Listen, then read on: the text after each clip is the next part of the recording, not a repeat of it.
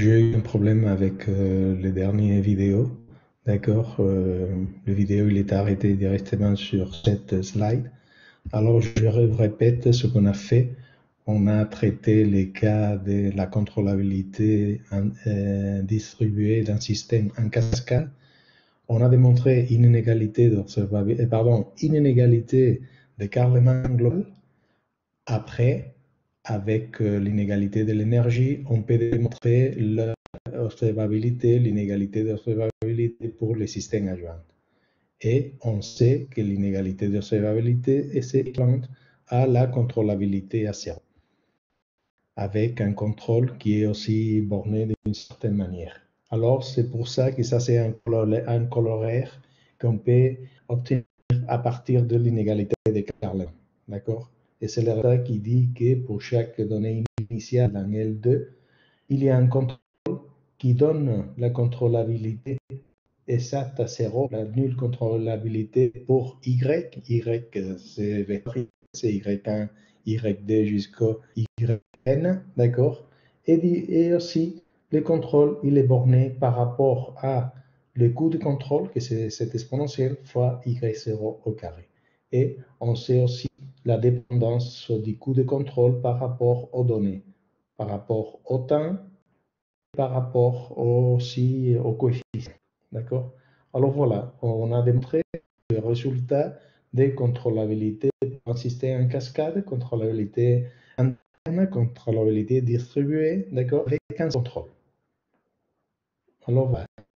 Et bon, c'est clair que la condition qu'on a utilisée d'une manière forte pour pouvoir contrôler avec un seul contrôle, c'est une hypothèse sur le coefficient qui se trouve sous la sous-diagonale. D'accord? Ça, c'est suffisant, mais en général, cette condition n'est pas nécessaire. D'accord? C'est nécessaire si les coefficients sont constants. C'est clair que dans les cas constants, bon, c'est clair que ça, c'est aussi nécessaire. Mais ce n'est pas nécessaire dans les cas non constants. D'accord? Voilà. Maintenant, la question, est-ce qu'on peut, comme dans le cas des systèmes différentiels ordinaires, est-ce qu'on peut donner une condition nécessaire et suffisante de contrôlabilité à zéro pour le système en cascade? D'accord? La réponse est oui, mais dans les cas à coefficient constant. Dans ce cas, on peut démontrer, on peut donner une condition de calmant. Si n est égal à 2 et m est égal à 1, dans ce cas plus simple, ça veut dire un système de deux équations couplées contrôlées avec un seul contrôle, ça c'est possible à faire. D'accord? Ça c'est possible à faire et voilà, c'était l'exercice que je vous ai proposé dans les vidéos précédentes. Bon, j'ai fini tout ça avec quelques références qui donnent des résultats qui ressemblent un peu à les résultats précédents, d'accord, dans un cadre différent. Alors voilà. Maintenant, qu'est-ce qu'on va faire? On va essayer de maintenant traiter d'obtenir un résultat aussi de contrôlabilité à zéro, de nulle contrôlabilité, mais avec contrôle frontière. Et pour cela, on va considérer un système vraiment simple. C'est le système 12. Du coup, on va considérer le système sur un intervalle. Ça veut dire qu'on travaille en dimension 1. Et Y a des composantes, Y1, Y2, d'accord? Le problème, c'est YT moins YXX égale à Y, où A, c'est une matrice carrée d'ordre 2. Et vous voyez qu'on fait un contrôle sur la condition au bord, au point x0, y au point x0 est égal à bv, où c'est un vecteur d'ordre de R2, pardon. Alors voilà, on essaye de contrôler un système de deux équations couplées, maintenant par la frontière, d'accord, avec le contrôle. Et le contrôle, il est agi sur la condition au bord, sur le point x égale 0. D'accord? Imaginons que le contrôle le vecteur B est égal à 1, 0. Dans ce cas, c'est la première équation qui est contrôlée et pas la seconde. D'accord? Mais bon, en général, B, c'est un vecteur de R2. Qu'est-ce qui passe si, au lieu d'avoir un contrôle frontière, on a un contrôle interne? Ça veut dire qu'au lieu d'avoir ça, on a ici notre contrôle, fonction caractéristique sur petit méga et petit a ouvert de 0 pi.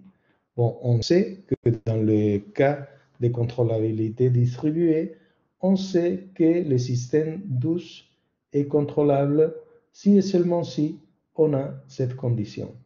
Et pardon, le système non, je répète, on sait que pour la contrôlabilité distribuée d'un système comme celui-ci, on sait que la contrôlabilité est équivalente à cette condition.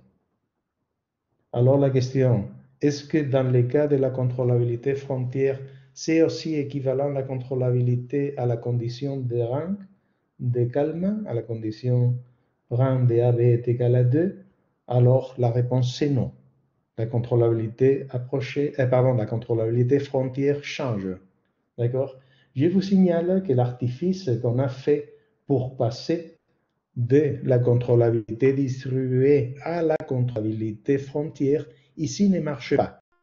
Parce que cet artifice trouve toujours les contrôles comme la propre solution répond à la frontière.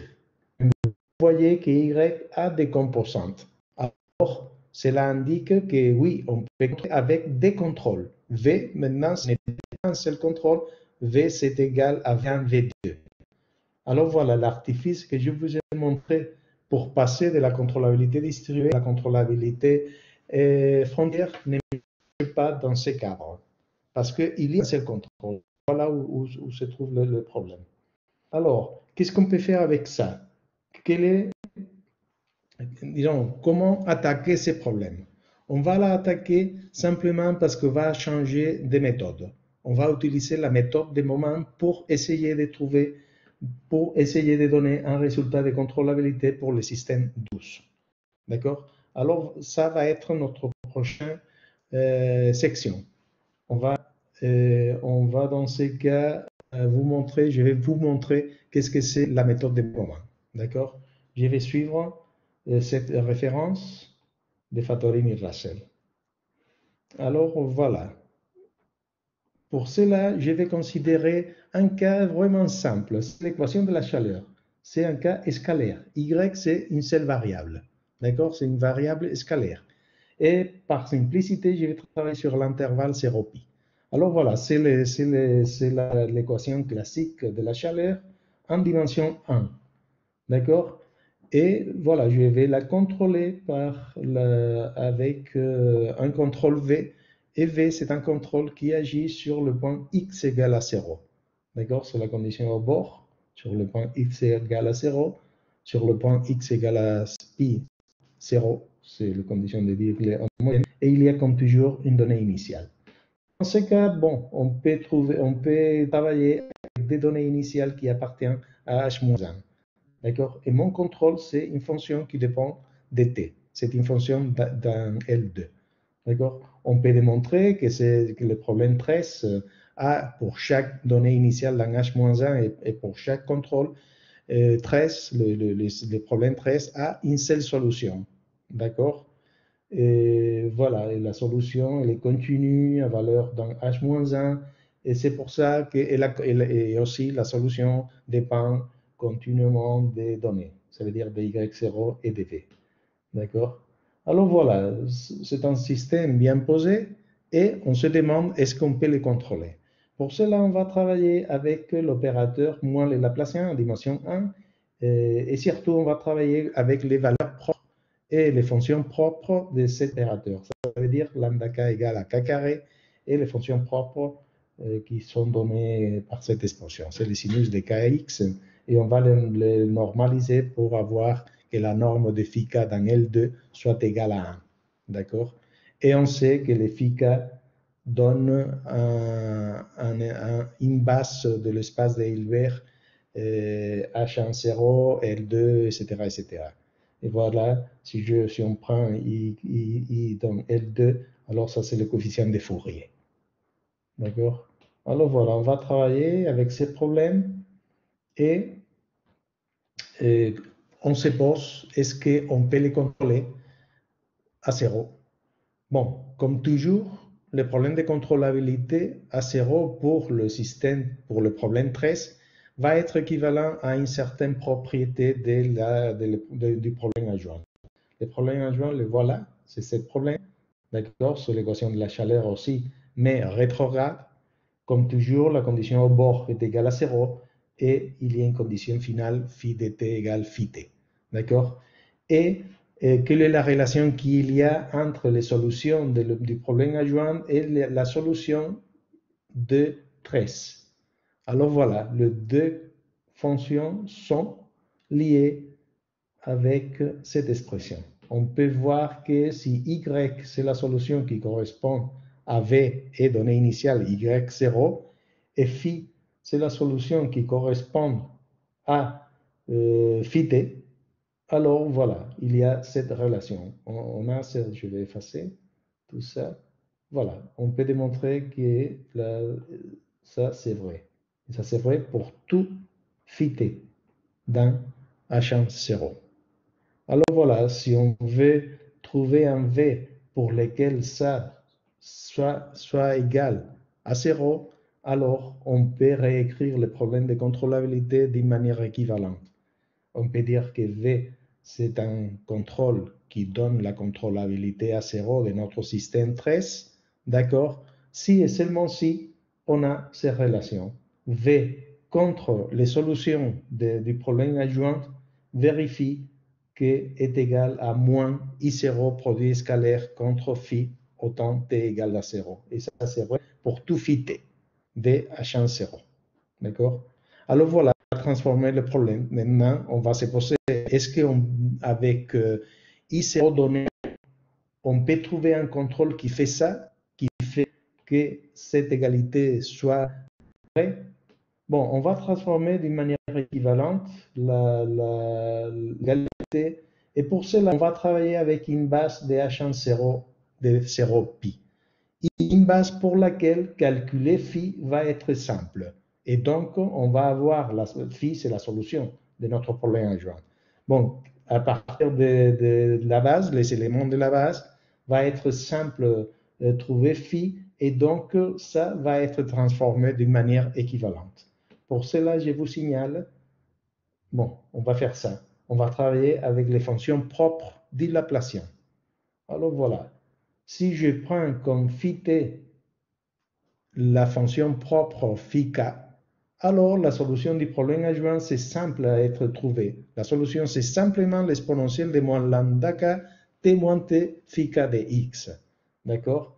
Et comme on sait que phi k de x, phi k pour k plus grand que a, c'est une base orthogonale de h en 0, et on sait calculer qu'est-ce que c'est phi k pour x égale, pour t égale 0, et qu'est-ce que c'est la dérivée, d'accord? Alors, on peut réécrire notre problème précédent, le voilà. Ah oui, je n'ai pas dit que ça c'est la dérivée par rapport à x, d'accord, de la solution, au point x égale à 0. C'est vrai que le second membre a changé parce que le contrôle se trouve sur la frontière. D'accord? C'est pour ça que typiquement, quand on fait la contrôlabilité sur la frontière, ce qu'il y a ici, c'est la dérivée normale. Ça veut dire la dérivée par rapport à x parce qu'on travaille en dimension 1. Et c'est la dérivée au point où on fait les contrôles que c'est 0. Je n'ai pas dit ça, d'accord? Mais c'est simple à démontrer l'égalité. Alors voilà, je vais faire passer par ici les fonctions propres du Laplacien. Je vais faire le passer par là. Et ça va être équivalent, grâce à avoir une base de 0, ça va être équivalent à cette identité. Alors, V, c'est un contrôle qui donne la contrôlabilité à 0 de notre problème 13, si et seulement si, pour tout cas, on a cette égalité. Pour tout cas. D'accord? On a pris simplement comme fonction phi t pour le problème joint, on a pris la fonction propre φ. D'accord. Et voilà, si maintenant on écrit qu'est-ce que c'est φx, φk c'est un sinus. Alors ça c'est la dérivée, c'est un cosinus. Bon, si on fait les calculs, et finalement, voilà, on obtient que notre contrôle V doit vérifier ça. L'intégrale de notre exponentielle contre V, dans l'intégrale doit être égale à cette quantité. Bon, I0K, c'est simplement le coefficient de Fourier de notre donnée initiale. Alors, vous voyez que ça peut être écrit comme une exponentielle, une quantité vraiment petite, fois CK. D'accord? Alors, voilà. Finalement, pour démontrer la contrôlabilité approchée, il faut résoudre cette infinité d'identités.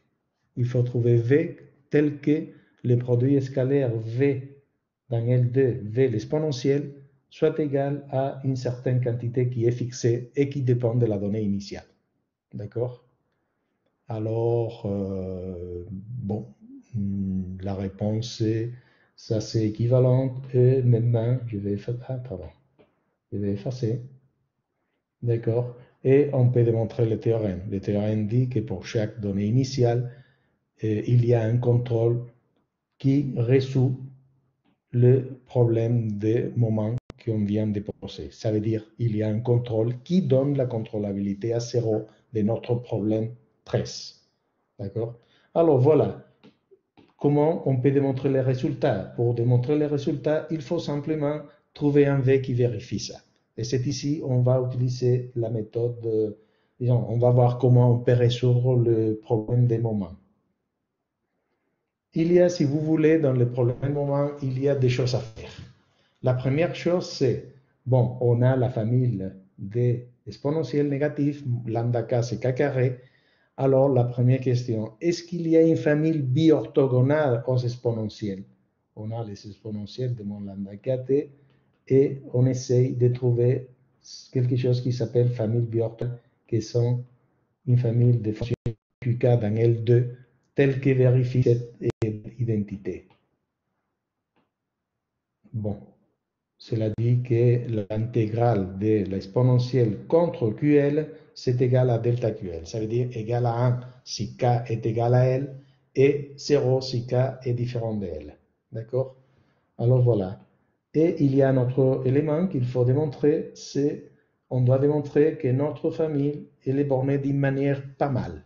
La norme de QK peut être grande, mais en tout cas plus petit que C fois une exponentielle epsilon lambda k pour chaque epsilon.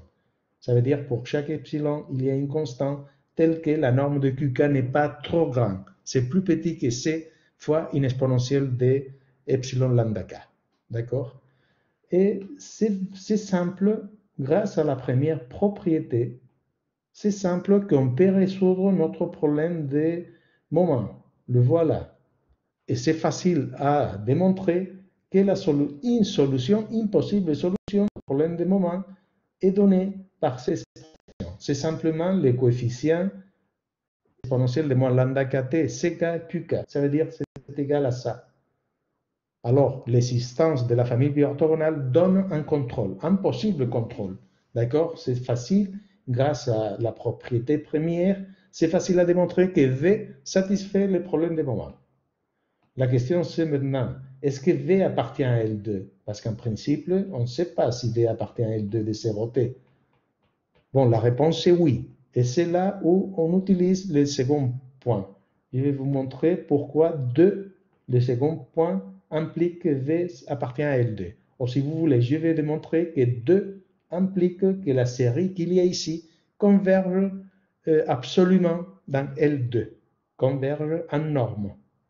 Alors voilà, c'est là, voilà, je vais prendre un élément et je vais calculer la norme L2 de 1 sur k exponentielle de moins lambda kt I0k qk. Alors ça va être plus petit, bon ça c'est une constante, ça fois l'exponentielle, fois le y0k, ça c'est borné, ça c'est plus petit qu'une constante, fois la norme de y0, et puis Ah, j'ai oublié ici, pardon, j'ai oublié, oui, j'ai oublié ici, pardon, je me suis trompé, je vais changer ça. Oui, j'ai oublié ici l'exponentiel négatif, ça c'est très important, sinon, attention, ici il y a une exponentielle de moins lambda kt. Voilà, maintenant oui, c'est correct, d'accord, alors c'est plus petit que c, la norme de i0, y0 dans h-1, l'exponentielle, et puis il y a la norme de qk. Mais on sait que la norme de qk, c'est plus petit à epsilon fixé, c'est plus petit qu'une constante fois une exponentielle positive. Mais epsilon, on peut la prendre un peu comme on veut. On va prendre epsilon à 1 sur 2, à t sur 2. Alors, dans ce cas, ça donne directement ct fois une exponentielle de moins t sur 2 lambda k y0. Et c'est clair que, voilà, la série doit converger parce que c'est clair qu'elle est bornée par une exponentielle négative. Alors, cela démontre que notre série converge absolument, d'accord, je vais effacer ça, pardon. D'accord, et cela démontre du coup que V appartient à L2 et on a aussi une estimation de la norme de V. C'est plus petit qu'une constante qui dépend du temps fois Y0. Alors voilà les deux ingrédients, c'est le système de famille biorthogonale et aussi la cotation de la famille biorthogonale par rapport à epsilon. D'accord, ce sont les ingrédients qu'on a utilisés. D'accord. Alors voilà, on a fait tout ça dans le cas où on a pris comme opérateur le Laplacien et donc les valeurs propres en K carré, mais on peut le faire aussi dans un cadre plus général parce qu'on sait que les résultats des systèmes de familles biorthogonales et aussi la cotation, c'est vrai pour des familles qui sont plus générales. En général, ce sont des familles de suites, lambda K positives qui vérifie que la série est convergente et aussi qu'il y a une certaine séparation entre les éléments de la suite lambda k. Lambda k moins lambda L, c'est plus grand que rho k moins L. Voilà, avec ça, vous allez obtenir, c'est un peu technique, mais vous allez obtenir les deux propriétés 1 et 2 qu'on a utilisées pour trouver une solution de notre problème de moment. Alors, en particulier, on peut l'appliquer dans un cadre plus général. On peut l'appliquer pour le Laplacien, c'est clair, parce que la suite c'est K carré, mais aussi pour un opérateur auto-adjoint, elliptique auto-adjoint. D'accord? Alors, les résultats, on peut l'appliquer dans un cadre plus général, pour des opérateurs généraux, mais auto-adjoints elliptiques. D'accord? Alors, voilà. Qu'est-ce qu'on va faire ça? Qu'est-ce qu'on va faire maintenant? Maintenant, ce qu'on va faire, c'est directement essayer de résoudre notre problème de contrôlabilité frontière, d'accord, pour un système des équations couplées. Et voilà, on va appliquer la méthode de moment. C'est vrai que va être le problème un peu plus difficile parce que maintenant, on a un système des équations couplées. Dans la section précédente, on a travaillé avec l'équation de la chaleur. C'est pour ça que maintenant, peut-être, le problème va être un peu plus difficile. Mais les idées sont les mêmes. Les idées sont les mêmes. Voilà notre problème de contrôlabilité en dimension A, toujours dans l'intervalle 0pi, d'accord, yt égale yxx plus ADI. I, maintenant, c'est vectoriel, c'est y1, y2, d'accord. Bon, en général, je commençais, bon, pardon, je vais effacer, parce que I, c'est vectoriel, c'est y1 jusqu'au yn, d'accord. A, bon, j'ai pris une matrice à coefficient complexe pour donner un peu plus de généralité, mais voilà, A, c'est la matrice des couplages, d'accord, c'est une matrice carrée d'ordre n. Donc, dans le système 14, on a un système de n équations couplées. B, c'est comme toujours le contrôle, c'est la matrice de contrôle, d'accord. Et comme dans le cas des systèmes différentiels ordinaires, on a n contrôle. Et le contrôle maintenant, V va être le contrôle, c'est une fonction de L2 à valeur dans Cm. Ça veut dire qu'on agit sur le système avec m contrôle. On essaye de contrôler n variables avec m contrôles. D'accord? Y0, c'est la donnée. Ça appartient à h-1, c'est la donnée initiale. D'accord? Et voilà.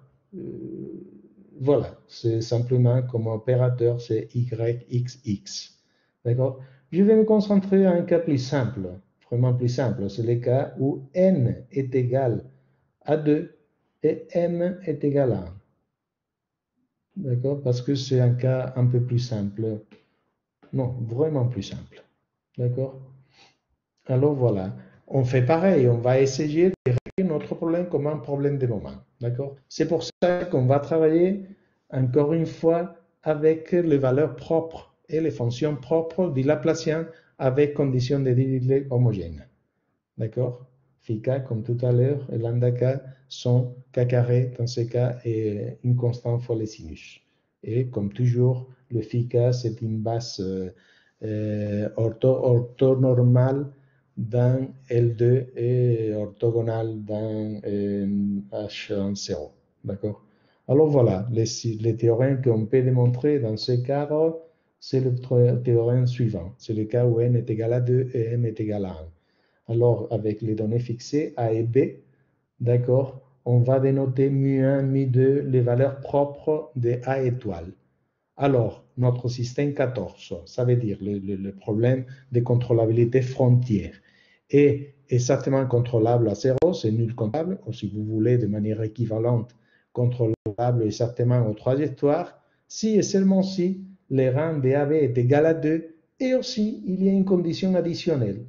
Lambda k moins lambda j doit être différent de mu1 moins mu2, et ça pour tout k et j avec k différent de j. D'accord? On a deux conditions. Alors voilà, ça commence à être un peu étonnant, parce que cette condition, c'est la première fois qu'il sort. Il y avait toujours la condition de Kalman, que le rang de AB est égal à 2, parce que c'est simplement un système d'ordre de deux équations avec un seul contrôle, le contrôle CV, la matrice de couplage CA. Alors ça, c'est plus ou moins naturel. On a vu la première condition plusieurs fois. Mais la deuxième, elle est nouvelle. D'accord? Je vais vous montrer pourquoi il faut ajouter une autre condition. Et ça, c'est une condition nécessaire et suffisante. D'accord? Alors c'est une caractérisation de la contrôlabilité à 0 ou de la contrôlabilité aux trajectoires, exacte trajectoire, parce que c'est équivalent grâce à la linéarité de notre problème. D'accord? Alors voilà la première différence. Si je regarde le problème 10, c'est le même problème que tout à l'heure, mais avec un contrôle distribué. Alors on sait, grâce à l'exercice que je vous posé, on sait que la contrôlabilité à 0 ou la contrôlabilité aux trajectoires, exacte trajectoire, c'est équivalent à la condition rang de AB égale 2. Et par contre, dans le cas où le contrôle se fait à travers la condition au bord avec un contrôle frontière, alors la contrôlabilité est équivalente à les mêmes conditions, rang égal à 2, rang de AB égal à 2, mais avec une nouvelle condition. Voilà. Et les deux conditions, on peut trouver des cas où AB satisfait la condition des rangs, et par contre, A et B ne satisfait pas la deuxième condition. Du coup, la deuxième condition ne dépend pas de B. Peu importe la valeur de B. D'accord? C'est indépendant de B. Ça simplement dépend de A. Parce que mu1 et mu2, je vous rappelle, ce sont les valeurs propres de la matrice A étoile. D'accord? Alors voilà. On peut conclure une chose vraiment importante qui passe parce qu'on est en train de traiter un système, c'est que la contrôlabilité distribuée n'est pas équivalente à la contrôlabilité frontière. D'accord? Le même système, c'est contrôlable si les contrôles, s'il y a un seul contrôle qui agit sur le second membre avec un contrôle distribué et ne peut pas être contrôlable à 0 si le contrôle se pose sur le bord. D'accord? Alors voilà, ça c'est intéressant. La contrôlabilité en général des systèmes n'est pas équivalente à la contrôlabilité frontière et la contrôlabilité distribuée. D'accord? Alors voilà, pour le problème précédent, pour le problème de contrôlabilité frontière, on a une condition de calmant, on a une équivalence entre la contrôlabilité et une certaine condition qu'on peut l'appeler aussi condition de calmant. D'accord? Et comme je viens de dire, la contrôlabilité à zéro n'est pas équivalente à la contrôlabilité frontière. Pardon, la contrôlabilité distribuée n'est pas équivalente à la contrôlabilité frontière parce que les conditions sont différentes. Et on va voir que la contrôlabilité approchée, c'est toujours équivalent à la contrôlabilité zéro. Dans les cas distribués, on savait, et dans les cas frontières, on va le voir. D'accord? Je vais effacer. Voilà. D'accord. Alors voilà notre théorème. On va essayer, je ne vais pas le démontrer, mais surtout je vais vous montrer pourquoi les deux conditions sont nécessaires.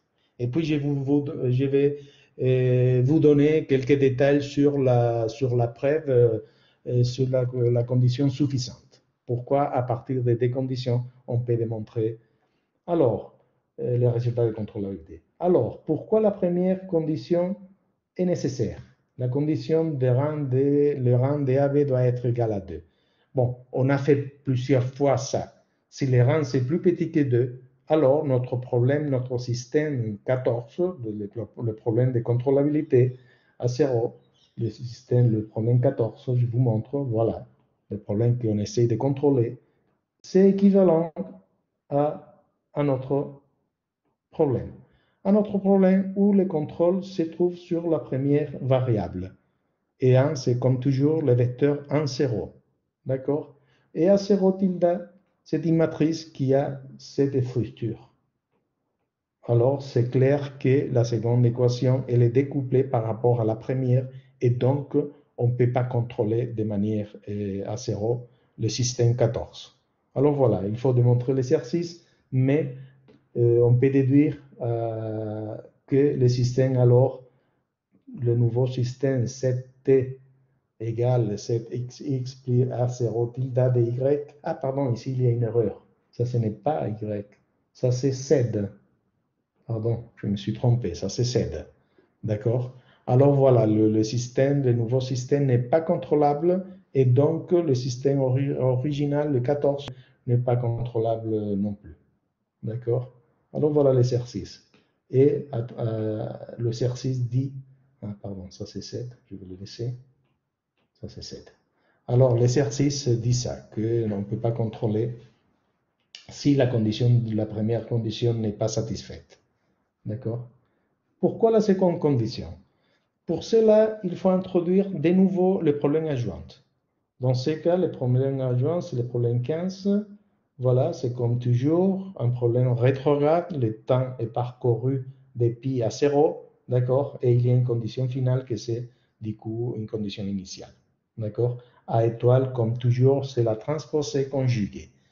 Bon, ici, on travaille dans les champs complexes, alors ça a des sens, le A étoile, d'accord? Phi 0, c'est la donnée initiale qui doit être vraiment régulière, d'accord? Et on sait, on peut démontrer que le système 14 est équivalent la contrôlabilité, certes, aux trajectoires, autant T, c'est équivalent à inégalité d'observabilité. Et comme toujours, l'observabilité, phi, c'est un système de n équations couplées. Et comme toujours, comme toujours, il faut borner phi, tous les composantes de phi au temps t égale 0 par rapport à une certaine combinaison de dérivées de phi x, l'intégrale entre 0 et t. Vous voyez que b étoile, c'est un vecteur, phi x, c'est un vecteur, et ça, c'est les produits scalaires. Ça veut dire que ça donne un scalaire. C'est une combinaison. Alors voilà, ça, c'est ce qu'il faut démontrer. D'accord. Bon, qu'est-ce qu'on va faire? On va transformer, dans ces cas, on va transformer notre système, on va le transformer directement à un système différentiel ordinaire. On va transformer 15 à un système différentiel ordinaire. Pour cela, on va travailler avec des données finales phi 0 qui appartiennent à un espace en dimension finie. C'est l'espace des phi 0 qui peut être écrit comme une somme de certains coefficients AL. AL, c'est un coefficient dans c'est un vecteur de décomposante fois phi L. D'accord? On va travailler avec ça. Et pourquoi on va travailler avec ça? On va travailler avec ça parce que si la donnée initiale appartient à phi k, alors 15 va être équivalent à un système différentiel ordinaire.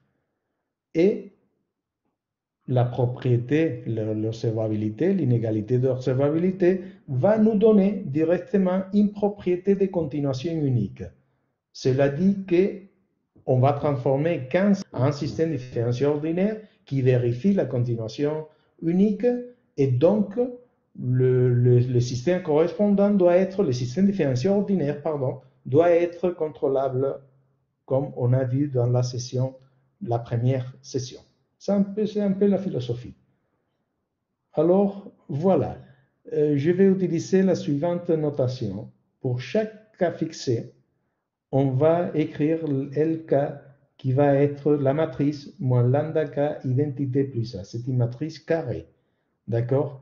Et avec K fixé, on va travailler avec un grand vecteur BK, que c'est simplement B répété K fois. C'est pour ça que ça appartient à C puissance DK. Et puis, on a aussi LK, que c'est une grosse matrice carrée. Bon, c'est la matrice où on met dans la diagonale, on met simplement les petites matrices L1, L2, etc., que ce sont des matrices d'ordre 2. D'accord? Alors voilà, c'est un système, pardon, c'est une matrice LK et un vecteur d'ordre DK. D'accord? Bon, si vous voulez, on peut écrire la matrice de Kalman qui correspond à LK et BK parce que la matrice de Kalman va jouer maintenant un certain rôle.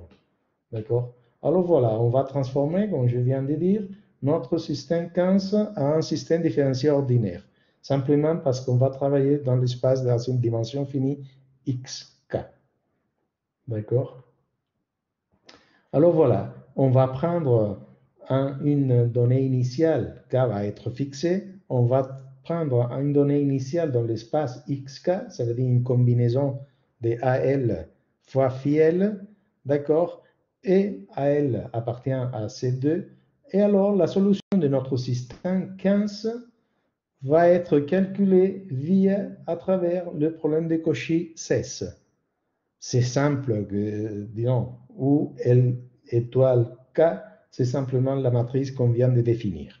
D'accord? Et la donnée initiale, ce sont simplement les AL, d'accord, que je viens de donner. D'accord? Bon, c'est simple à démontrer, ça c'est très simple, que la seule solution de notre problème CES, ça veut dire de notre problème adjoint, c'est donné de cette manière. On va l'appeler FICA. Bon, c'est donné de cette manière. C'est simplement CL fois phi L, ou CL, ce sont les composants de la solution de CES. D'accord? Alors voilà, la philosophie c'est que CES est équivalent en quelque sorte à notre problème adjoint 15. D'accord? Alors, si il y a contrôlabilité, il y a l'inégalité d'observabilité pour notre problème 15 et ça implique une propriété aussi pour le système 16, que c'est un système différentiel ordinaire. C'est clair que la continuation unique pour 16, elle est valable. Parce que si B étoile 7 est égal à 0, grâce à notre inégalité d'observabilité, la voilà qui doit être satisfaite pour tous les conditions, pour toutes les solutions, pour chaque phi 0, en particulier, elle est satisfaite pour notre phi 0. Et cela dit qu'en particulier, 7 de 0 doit être égal à 0. Et bon, ça c'est un système différentiel ordinaire. Alors, on a fixé comme condition finale 7 de t, mais c'est clair qu'on peut utiliser comme condition initiale 7 de 0 est égal à 0. Alors, c'est clair que la seule solution de 16 doit être 7 égal à 0. Et si 7 est égal à 0 dans l'intervalle 0t, c'est clair que la donnée finale doit être aussi 0. Alors, on vient de démontrer que 16 vérifie une propriété de continuation unique avec simplement comme matrice de couplage LK et comme vecteur B étoile K. Alors, cela, c'est équivalent, on a vu ça dans la première session, ça c'est équivalent à dire que le système différentiel ordinaire qui correspond à 16, au problème adjoint 16, doit être contrôlable exactement, d'accord, ou si vous voulez, alors le rang doit être maximal. C'est un système d'ordre de 2K, alors le rang doit être égal à 2K. Alors voilà, c'est une condition nécessaire. Mais il y a aussi, je dis ça dans la première session, il y a aussi une condition nécessaire que c'est la suivante. La matrice L étoile dk, toutes les valeurs propres doivent avoir une multiplicité géométrique au maximum égale à 1. Bon, au maximum et au minimum, c'est pareil parce que c'est 1. Ça veut dire que les valeurs propres de L étoile K doivent être égales à 1 la multiplicité géométrique, simplement parce qu'on fait un seul contrôle. Et on ne peut pas dépasser la multiplicité géométrique des valeurs propres de L étoile de K ne peut pas dépasser les valeurs 1, que c'est le nombre de contrôles qu'on pose sur le système. Alors, comme c'est facile à calculer les valeurs propres de L étoile K, alors tout doit être de multiplicité géométrique égale à 1, et cela dit que ça et ça ne peut pas être égal. Ça doit être différent pour tout I et pour tout J. Et voilà la condition. D'accord? Ici, je me suis trompé, c'est pas K, c'est I. Bon, ça c'est I. D'accord? Alors, voilà la condition nécessaire. D'accord? Alors, il y a des conditions nécessaires dans notre théorème. Et bon, il faut démontrer après la condition suffisante. D'accord? Une remarque.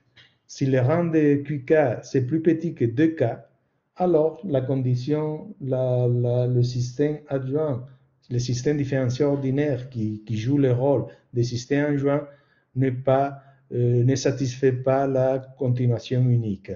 Ça veut dire qu'il y a des données initiales pour lesquelles, qui sont différentes de 0 et pour lesquelles B étoile K de 7 est égal à 0. Alors, on peut travailler dans XK, on peut prendre comme à partir de C0, on peut prendre un certain phi 0 et voilà, la solution de notre problème adjoint ne satisfait pas la condition la propriété de continuation unique. Donc, si le rang c'est plus petit que 2K, la continuation unique pour notre problème adjoint n'est pas vraie. Alors, le système ne peut pas être approximativement contrôlable. Alors, si la condition ne se donne pas, notre système n'est pas contrôlable à 0, ni contrôlable approximativement. D'accord? Alors, la condition, c'est nécessaire dans les deux cas, contrôlabilité à 0 et contrôlabilité approchée. D'accord? Alors, voilà la remarque. Je fasse tout ça. Et maintenant, je vous rappelle le résultat qu'on veut démontrer. D'accord? La contrôlabilité à 0 ou la contrôlabilité aux trajectoires, c'est équivalent à les deux conditions. Bon, le rang doit être égal à 2 et aussi lambda K moins lambda J doit être différent de mu1 moins mu2. D'accord? Bon, on a vu que c'est une condition nécessaire pour la contrôlabilité à 0 et aussi pour la contrôlabilité approchée. Il faut démontrer maintenant que c'est aussi suffisante. Et c'est là où je vais donner quelques détails. D'accord? Et pour cela, on va appliquer la méthode de moment, comme dans l'article de Fattorini-Russell. D'accord? Et il y a deux grandes étapes. La première, c'est réécrire notre problème de contrôlabilité comme un problème de moment, mais vectoriel. Parce que, à différence de l'équation de la chaleur, on travaille avec un système de deux équations couplées. D'accord? Après, il faut démontrer un résultat de... Bon, il faut démontrer qu'il y a des familles biorthogonales. D'accord? Alors, voilà. est-ce qu'on peut d'abord, est-ce qu'on peut démontrer on peut réécrire un moment. Est-ce qu'on peut réécrire notre problème comme un problème de moment? Oui, comme toujours. Voilà notre problème direct. D'accord, ça c'est le problème direct. Et on prend maintenant le problème adjoint et on vient de voir qu'on sait que I de t est égal à 0 si et seulement si V vérifie cette égalité. D'accord? Où phi, c'est la solution de notre problème adjoint. D'accord? Un petit moment, s'il vous plaît. Un petit problème, un moment. D'accord. Alors voilà. Alors, comme tout à l'heure, qu'est-ce qu'on va faire? On va travailler avec des données initiales particulières. On va travailler avec des données initiales qui sont de la forme phi0 égale à A, que c'est un vecteur de C2, fois phi k, où phi k, c'est les valeurs propres liées à notre opérateur laplacien. Et avec ça, on peut résoudre 15 d'une manière simple. D'accord? Je préfère ne pas vous donner les détails, mais si on fait ça, on peut calculer phi. On obtient d'abord une base de H10 à valeur dans C2, d'accord? Et le système, l'identité, va être vraiment plus simple. D'accord? Alors voilà, ça c'est un peu la philosophie. On travaille avec des données initiales qui sont A fois phi, phi k.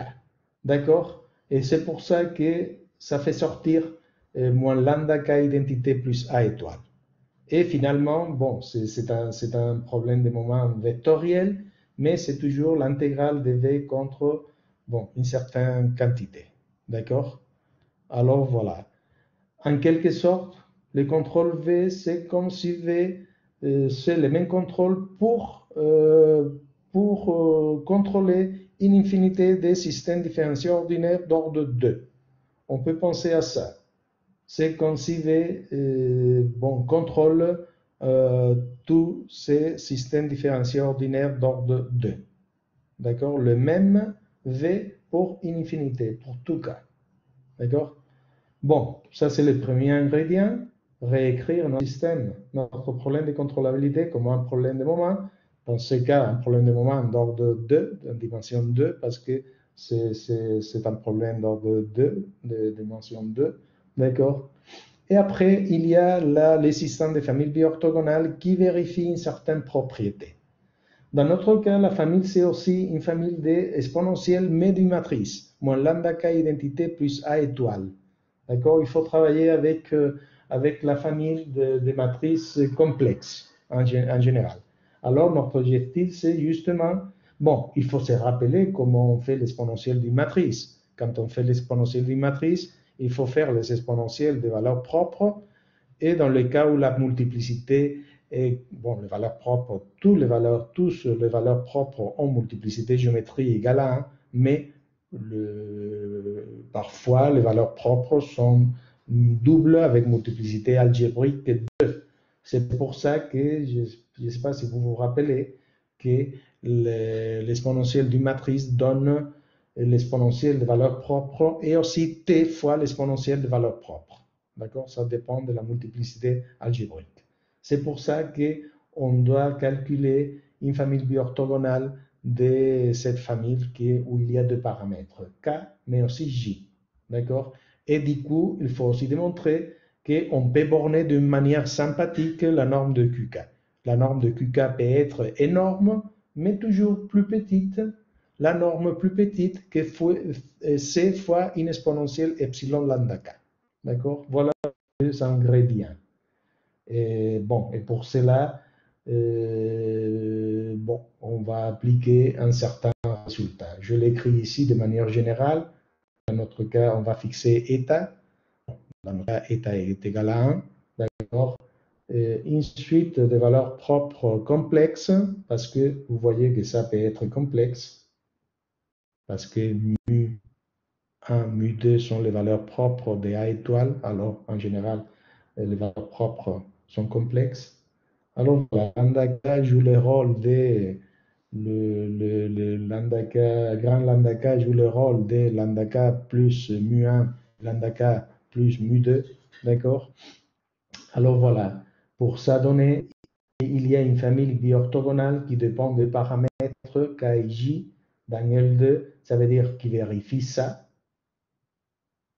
tj fois l'exponentielle contre q étoile li dt, ça est égal à delta kl fois delta ij. Ça veut dire est égal à 0 dans les cas où kl est différent, k est différent de l, ou i est différent de j, et bon, c'est égal à 1 si j et i et j sont égales, et aussi kl sont égales, d'accord? Et du coup, la famille biorthogonale satisfait aussi une bonne estimation. D'accord? Et quelles sont les hypothèses bon, quelles sont les hypothèses, j'oublie les hypothèses. Ah, le voilà. Ouais. J'avais pensé que j'avais oublié les hypothèses. Voilà ce qu'on veut faire. Et maintenant, la réponse, oui, on va les faire simplement si on pose des hypothèses sur notre suite lambda k. Alors voilà les hypothèses. Il faut supposer d'abord que la partie réelle de lambda k, c'est plus grand qu'une constante fois le module de lambda k. Lambda k, c'est complexe. Il faut ajouter aussi une certaine séparation. Lambda k moins lambda l doit être plus grand que ρ fois k moins l. D'accord? Et aussi, la somme de 1 sur lambda k, c'est fini. Avec les trois hypothèses, la séparation, la condition de gap, la partie réelle plus grande que delta lambda k, ça veut dire on est dans un cas parabolique, et aussi que la série soit la série 1 sur lambda k soit convergente. Dans ce cas, il y a une famille biorthogonale qui dépend de deux paramètres k et j, biorthogonale à, dans ce cas, t puissance j exponentielle, tel que vérifie notre accotation, la norme de K et de Q, Kj, c'est plus petit que C fois l'exponentielle. D'accord? Voilà le résultat, on peut démontrer ça. D'accord?